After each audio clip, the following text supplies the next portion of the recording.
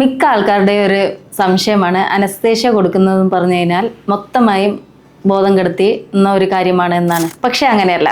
ഓരോ സർജറിക്കും ഓരോ വിധത്തിലാണ് നമ്മൾ കൊടുക്കുന്നത്. അനസ്തേഷ്യ 3 ടൈപ്സ് ആണ് ഉള്ളത്. ഇത് ഒന്നാമത്തത് ജനറൽ അനസ്തേഷ്യ. ഇതാണ് ഫുള്ളായിട്ട് ബോധം കെടുത്തുന്നത് എന്ന് പറയുന്ന അത്. നമ്മൾക്ക് ചുറ്റുപാടുള്ള ഒന്നും അറിയില്ല, നമ്മളെ വേദന അറിയില്ല, മസിൽസൊക്കെ റിലാക്സ്ഡ് ആയിരിക്കും. നമ്മൾ എഴുന്നേറ്റ് കഴിഞ്ഞാൽ പതിയെ മയക്കത്തിൽ നിന്ന് വിട്ടുമാറുകയാണ് ചെയ്യുന്നത്. അതാണ് ജനറൽ അനസ്തേഷ്യ. പിന്നെ ഉള്ളത് വരുന്നതാണ് റീജണൽ അനസ്തേഷ്യ. അതായത് നമുക്ക് ഏത് ഭാഗമാണോ സർജറി ചെയ്യുന്നത് ആ ഭാഗം മാത്രം മരവിപ്പിക്കുകയും എന്നാൽ നമുക്ക് ചുറ്റുപാടുള്ള എല്ലാം അറിയാൻ പറ്റും. പക്ഷേ ആ ഭാഗത്ത് വേദന അറിയില്ല.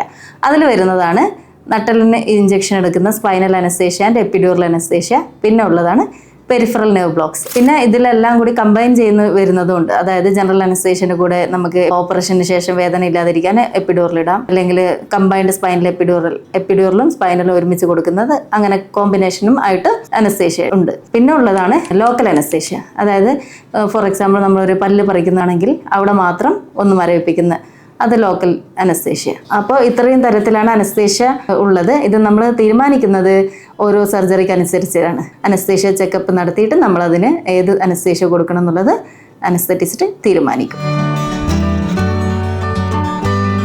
Lakshmi Hospital, the trusted family hospital.